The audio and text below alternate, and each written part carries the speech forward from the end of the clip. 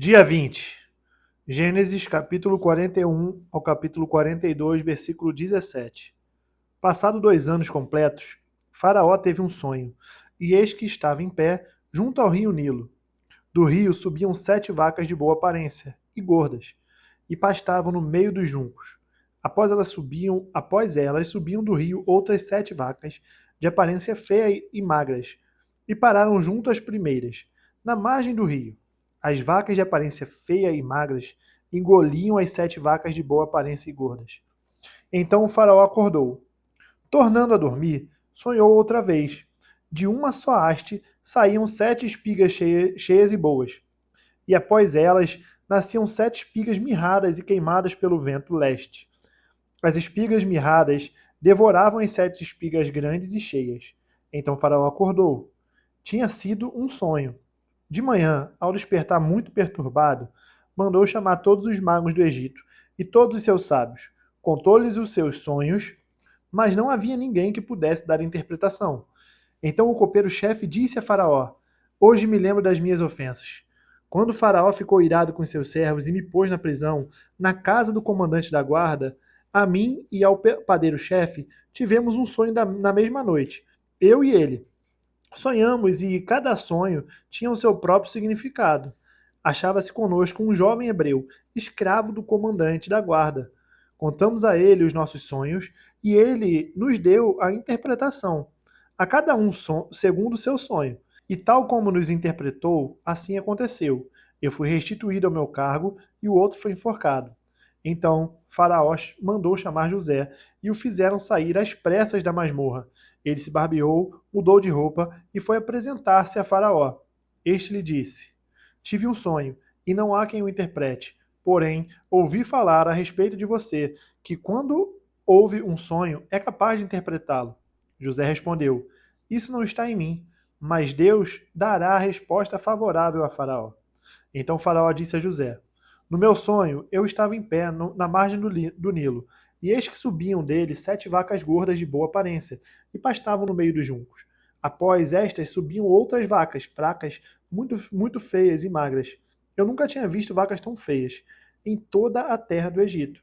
E as vacas magras e ruins devoraram as primeiras 7 vacas gordas. E, depois de as terem engolido, não davam aparência de que as tinham devorado, pois o aspecto delas continuava ruim como no princípio. Então acordei.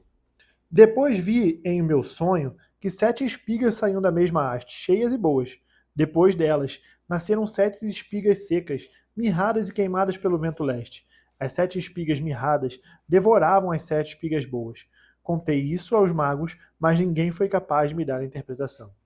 Então José respondeu: O sonho do faraó é apenas um. Deus revelou a Faraó o que ele vai fazer. As 7 vacas boas serão 7 anos. As 7 espigas boas também 7 anos. O sonho é um só. As 7 vacas magras e feias, que subiam após as primeiras, serão 7 anos, bem como as 7 espigas mirradas e queimadas pelo vento leste. Serão 7 anos de fome. Esta é a palavra, como acabo de dizer a Faraó. Deus manifestou a Faraó o que ele vai fazer. Eis que vem 7 anos de grande abundância por toda a terra do Egito. Depois virão 7 anos de fome. Toda aquela abundância será esquecida na terra do Egito, e a fome consumirá a terra, e não será lembrada a abundância na terra por causa da fome que seguirá porque será gravíssima. O sonho de Faraó foi repetido, porque a coisa é estabelecida por Deus, e Deus se apressa a fazê-la. Agora, pois, Faraó devia escolher um homem ajuizado e sábio e encarregá-lo de dirigir a terra do Egito. Faraó devia fazer isto: pôr administradores sobre a terra e recolher a quinta parte dos frutos da terra do Egito nos 7 anos de fartura. Esses administradores deviam ajuntar toda a colheita dos bons anos que virão, recolher cereal por ordem de Faraó, para mantimento nas cidades, e guardá-lo em armazéns. Assim, o mantimento servirá para abastecer a terra nos 7 anos da fome que haverá no Egito, para que a terra não seja destruída pela fome. O conselho agradou a Faraó e a todos os seus oficiais. Então Faraó perguntou aos seus oficiais: Será que poderíamos achar alguém melhor do que José, um homem em quem está o Espírito de Deus? Depois, Faraó disse a José: Visto que Deus revelou tudo isso a você, não há ninguém tão ajuizado e sábio como você. Você será o administrador da minha casa, e todo o meu povo obedecerá à sua palavra. Somente no trono eu serei maior do que você. E Faraó disse mais a José: Eis que eu constituo autoridade sobre todas as terras do Egito. Então o Faraó tirou o seu anel sinete da mão e o pôs no dedo de José. Mandou que os vestissem com roupas de linho fino e lhe pôs no pescoço um colar de ouro. E o fez subir na sua segunda carruagem e clamavam diante dele: Inclinem-se todos. Desse modo, deu-lhe autoridade sobre toda a terra do Egito. Disse ainda Faraó a José: Eu sou Faraó, mas sem a sua ordem ninguém poderá fazer nada em toda a terra do Egito.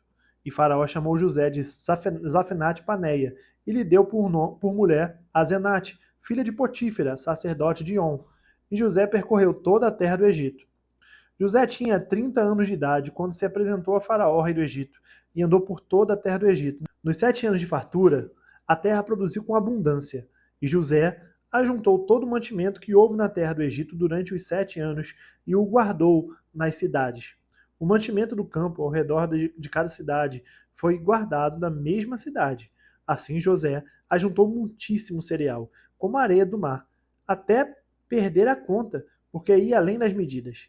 Antes de chegar à fome, nasceram 2 filhos a José, os quais lhe deu Azenate, filha de Potífera, sacerdote de On. Ao primogênito, José chamou Manassés, pois disse: Deus me fez esquecer todo o meu trabalho e toda a casa de meu pai. Ao segundo, deu o nome de Efraim, pois disse: Deus me fez próspero na terra da minha aflição. Passados 7 anos de abundância que houve na terra do Egito, começaram os 7 anos de fome, como José havia predito. E havia fome em todas as terras, mas em toda a terra do Egito havia pão. Quando toda a terra do Egito começou a sentir a fome, o povo clamou a Faraó por pão. E Faraó dizia a todos os egípcios: Vão falar com José e façam o que ele disser. Havendo, pois, fome sobre toda a terra, José abriu todos os celeiros e vendia aos egípcios, porque a fome aumentava na terra do Egito. E todas as terras vinham ao Egito para comprar de José, porque a fome aumentava em todo o mundo. Quando Jacó soube que havia mantimento no Egito, disse a seus filhos: Por que vocês estão aí olhando uns para os outros? E acrescentou: Ouvi dizer que há cereais no Egito. Vão até lá e comprem cereais, para que vivamos e não morramos. Então 10 dos irmãos de José foram para comprar cereal do Egito. Mas Jacó não enviou Benjamim, o irmão de José, na companhia dos irmãos, porque dizia: E se lhe acontecer algum desastre? Entre os que iam, pois, para lá foram também os filhos de Israel, pois havia fome na terra de Canaã. José era governador daquela terra. Era ele quem vendia a todos os povos da terra. Os irmãos de José vieram e se prostraram com o rosto em terra, diante dele. Quando José viu seus irmãos, reconheceu-os, porém não lhe deu a conhecer. Foi ríspido com eles e lhes perguntou: De onde vocês vêm? Responderam: Da terra de Canaã, para comprar mantimento. José reconheceu os irmãos, mas eles não o reconheceram. Então José se lembrou dos sonhos que teve a respeito deles e lhes disse: Vocês são espiões e vieram para ver os pontos fracos da terra. Eles responderam: Não, meu senhor. Estes seus servos vieram só para comprar mantimento. Somos todos filhos de um mesmo homem. Somos homens honestos. Estes seus servos não são espiões. Ele, porém, lhe respondeu: Nada disso. Pelo contrário, vocês vieram para ver os pontos fracos da terra. Eles disseram: Nós, seus servos, somos 12 irmãos, filhos de um homem na terra de Canaã. O mais novo está até hoje com nosso pai. O outro já não existe. Então José lhes disse: É como já falei, vocês são espiões. Nisto vocês serão provados. Juro pela vida de Faraó que vocês não sairão daqui sem que primeiro venha o irmão mais novo de vocês. Enviem um de vocês que busque o seu irmão. Vocês ficarão detidos para que sejam provadas as palavras de vocês. Se há verdade no que dizem, ou se não, juro pela vida de Faraó que vocês são espiões. E deixou todos presos por 3 dias. Mateus, capítulo 13, do versículo 24 ao versículo 46. Jesus lhe propôs outra parábola, dizendo: O reino dos céus é semelhante a um homem que semeou boa semente no seu campo. Mas, enquanto todos estavam dormindo, veio o inimigo dele, semeou o joio no meio do trigo e foi embora. E quando as plantas cresceram e produziram fruto, apareceu também o joio. Então os servos do dono da casa chegaram e disseram: Patrão, o senhor não semeou boa semente no seu campo? De onde então vem o joio? Ele, porém, lhe respondeu: O inimigo fez isso. Mas os servos lhe perguntaram: O senhor quer que a gente vá e arranque o joio? O dono da casa respondeu: Não, porque ao separar o joio, vocês poderão arrancar também com ele o trigo. Deixe que cresçam juntos até a colheita. E, no tempo da colheita, direi aos ceifeiros: ajuntem primeiro o joio e amarrem-no em feixes para ser queimado, mas recolham o trigo no meu celeiro. Jesus lhe propôs outra parábola, dizendo: O reino dos céus é semelhante a um grão de mostarda, que um homem pegou e plantou no seu campo. Esse grão é, na verdade, a menor de todas as sementes, mas quando cresce é maior do que as hortaliças e chega a ser uma árvore, de modo que as aves do céu vêm se aninhar nos seus ramos. Jesus lhe contou ainda outra parábola. O reino dos céus é semelhante ao fermento que uma mulher pegou e misturou em 3 medidas de farinha, até ficar tudo levedado. Jesus disse todas estas coisas às multidões, por parábolas, e sem parábolas nada lhes dizia. Isso aconteceu para se cumprir o que foi dito por meio do profeta. Abrirei a minha boca em parábolas, publicarei coisas ocultas desde a criação do mundo. Então, despedindo as multidões, Jesus foi para casa, e aproximando-se dele, os seus discípulos disseram: Expliquem-nos a parábola do joio e do campo. E Jesus respondeu: O que semeia boa semente é o filho do homem. O campo é o mundo. A boa semente são os filhos do reino. Os joios são os filhos do maligno. O inimigo que o semeou é o diabo. A colheita é o fim dos tempos, e os ceifeiros são os anjos.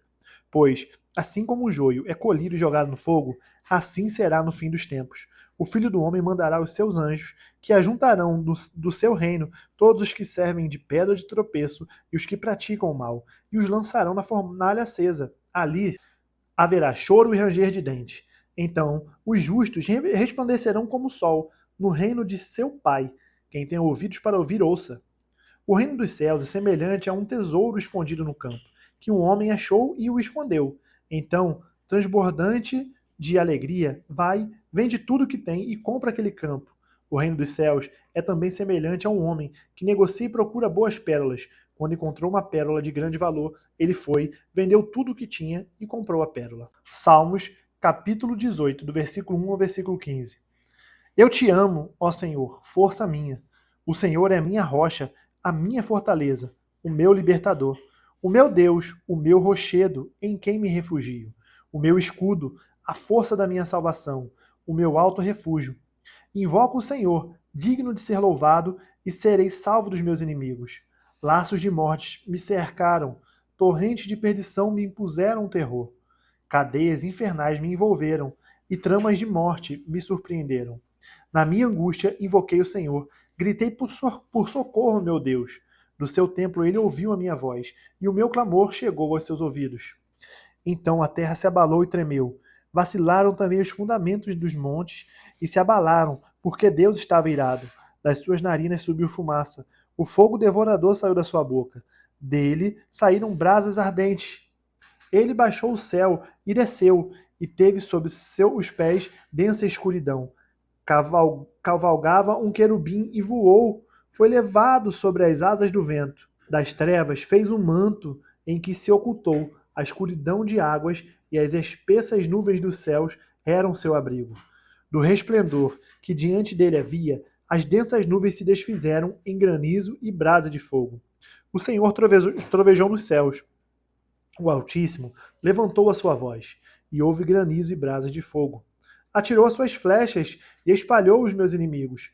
Multiplicou os seus raios e os dispersou. Então se viu o leito das águas, e se descobriram os fundamentos do mundo, pela tua repreensão, Senhor, pelo sopro impetuoso das suas narinas. Provérbios capítulo 4, versículo 1 ao versículo 6. Filhos, escutem a instrução do Pai, estejam atentos para que obtenham entendimento, porque lhes dou boa instrução.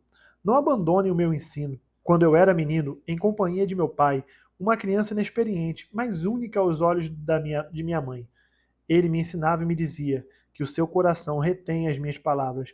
Guarde os meus mandamentos e você viverá.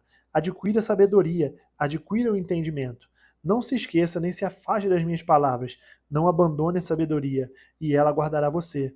Ame-a, e ela o protegerá. Terminamos o dia 20, nos encontramos amanhã, no dia 21, Até mais.